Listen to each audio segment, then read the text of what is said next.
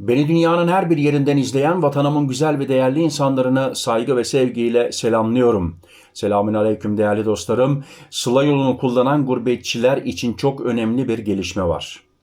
Sırbistan'da yeni kurulan akıllı radar sistemi Türkiye'ye giden bir gurbetçi sürücüyü yakaladı. Ama bu radar sadece hız ölçmüyor, aynı anda birden fazla ihlali tespit ediyor. Ve sonuç gerçekten çok ağır oldu. Gurbetçi sürücüye binlerce euro ceza kesildi ve sonunda sınır dışı edildi. Şimdi size hemen detayları anlatıyorum. Belçika'dan Türkiye'ye doğru yola çıkan gurbetçi bir sürücü Sırbistan'da yeni nesil radar sistemine yakalandı.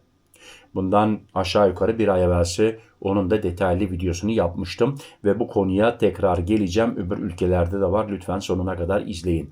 Radar sistemi sürücünün hızını ölçtü. Ama bununla kalmadı. Aynı anda başka ihlalleri tespit etti. Sistemin ölçtüğü hız yaklaşık 180 km/saat olarak kaydedildi.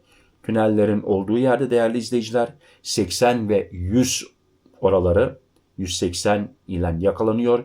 Yani ciddi bir hız ihlali. Ancak sorun sadece hız değildi. Şimdi çok dikkat. Polis kontrolünde yapılan incelemede birkaç ciddi ihlal daha ortaya çıktı. Sürücünün araç kullanırken telefonla konuştuğu tespit edildi. Telefon elinden düşmemiş. Radar sistemleri o kadar uzun bir mesafede bunu sisteme kayıt almışlar ki yani akıl almaz. Telefon elinden düşmemiş. Arka koltukta bulunan 3 ve 10 yaşındaki çocukların emniyet kemeri takılı değilmiş. Tekrar söylüyorum, arka koltuğu da kontrol ediyor bu yeni radarlar. Ayrıca aracın muayenesinin 3 aydan fazla süredir geçtiği belirleniyor. Yani araç teknik olarak trafikte olmaması gereken bir durumdaydı.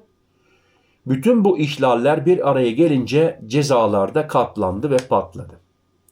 Sırbistan polisi sürücüye ayrı ayrı cezalar uyguladı.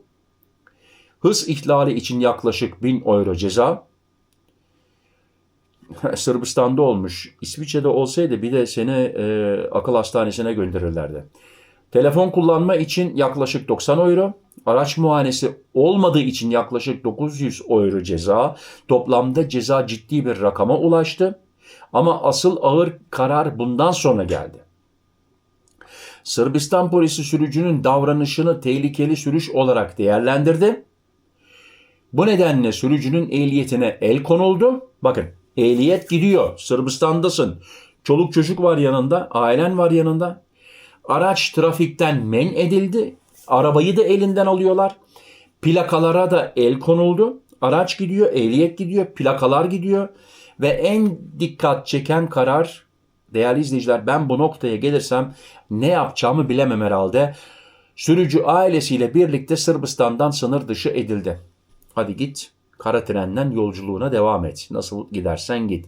Yani yolculuk burada Sırbistan'da, Sırbistan sınırında değerli dostlarım sona erdi. Sırbistan son yıllarda özellikle Sıla yolu üzerinde akıllı trafik sistemleri kurmaya başladı. Bu sistemler artık sadece hız ölçmüyor. Habere devam etmeden sılayolu.com haber sitesine bu değerli haber için canı gönülden teşekkür etmek istiyorum. Şimdi bu sistemler artık sadece hız ölçmüyor. Eskisi gibi flash diye patlama olmuyor, resmini çekmiyor. Aynı zamanda sen onu zaten seni çektiğini görmüyorsun bile. Telefon kullanımını, emniyet kemerini, çocuk koltuğunu kontrol ediyor. Araç güvenliğini, ortalama hızını da. Yani nokta A'dan nokta B'ye de senin ortalama hızını. Yani radara gördün ben bir frenledim ondan sonra hızlı gideceğim. Yok, onlar 80 senelerinde geri kaldı, artık unutun.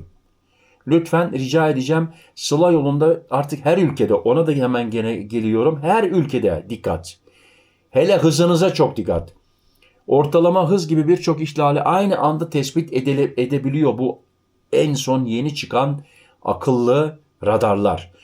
Ve bir aracı değil, bakın detaylı videosunu da yaptım onun, kaç araçtı, 9 araç mıydı, 11 araç mıydı, birden kontrol edebiliyor. Bu yüzden artık sürücülerin dikkatli olması gerekiyor değerli dostlarım. Sıla yoluna çıkan gurbetçiler için en önemli konular şunlar. Hız limitlerine dikkat etmek, telefon kullanmamak. Telefon kullanıyorsan arabanın Freisprechanlage'si var, onu kullanın. Böyle telefon etmeyin. Yani arabanın bokslarından gelsin ses. Çocukların kemerlerini mutlaka takın. Ve en önemlisi araç muayenesinin geçerli olması. Çünkü artık birçok ülkede bu sistemler devreye girdi. Özellikle değerli izleyiciler biraz evvel 2 kere dile getirdim. Özellikle bakın Sırbistan, Bulgaristan, Macaristan ve şimdi Romanya'da da çıktı bu yeni radarlar. Romanya'da da çıktı. Aynı noktaları Romanya'da kontrol ediyor. Yasak yerde şerit mi değiştirdin? Hızlı mı gittin? Ortalama hızını ölçüyor. Telefonla konuştuğunu, konuşmadığını tespit ediyor. Kemerler takılı değilse onu ekrana alıyor, sisteme alıyor. Seni durdurmasa bile, Romanya'da durdurmasa, Bulgaristan'da durdurmasa, sen izinini bitirdikten sonra Avrupa'ya geri döndükten sonra artık Almanya, Belçika, Hollanda, Fransa fark etmez. Arkandan ben geldim diyor, ceza mektubu geliyor. Bak diyor, sen diyor hızlı gittin, kemerini takmadın, telefonla konuştun. Değerli izleyiciler, daha da yani ne olabilir biliyor musunuz? Yüksek bir ceza ödersiniz ve o ülkede bir daha araba kullanamazsınız. O ülkeye giriş yapamazsınız. Sınıra geldiğin zaman, pasaportu verdiğin zaman pıt diye çıkacak. Ve diyecekler ki stop. Sen Sırbistan'dan geçemezsin. Sen Bulgaristan'dan geçemezsin. Git başka yerden git. Ondan sonra ne oluyor? Elin kolun bağlı oluyor. Tabii gidersin, tamam, Bulgaristan'dan geçmezsin. Yunanistan'dan geçersin. Ama Yunanistan'da da dikkat etmen lazım. Aynı hatayı oradan yaparsan Yunanistan'da da geçemezsin. Yani bakın şimdi bu gurbetçi ömrü billah artık Sırbistan'da araba kullanamaz. Şimdi şansı varsa ileride hanımının ehliyeti varsa hanımı Sırbistan'da tabii ki kullanabilir. Ama bu beyefendi artık bitti. Ömrü billah Sırbistan için bitti gitti, araba kullanamaz. Şimdi bu nedenle Sıla yoluna çıkan gurbetçilerimizin çok dikkatli olması gerekiyor. Bundan sonra gerçekten çok dikkat edeceğiz dostlarım. Yani hızınıza dikkat edin. Bazen dalgınlık oluyor ama rica edeceğim dikkat edin. Tempomatla gidin.